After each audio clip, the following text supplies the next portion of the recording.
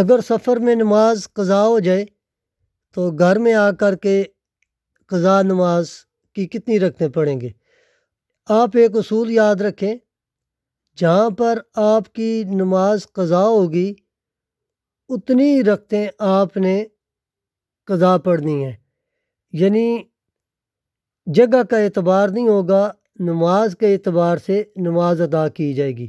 اس طرح اگر آپ کی نماز گھر میں 4 رکعتیں قضا ہوئی ہیں تو آپ دنیا کے کسی بھی کونے میں جب قضا نماز پڑھیں گے تو سفر میں ہے یا گھر میں ہے، آپ نے 4 کی قضا پڑھنی ہے۔ آپ سفر میں تھے، آپ کی نماز قضا ہو گئی، آپ گھر واپس آ گئے، آپ نے پھر سفر کی نماز یعنی قصر نماز ہی قضا پڑھنی ہے۔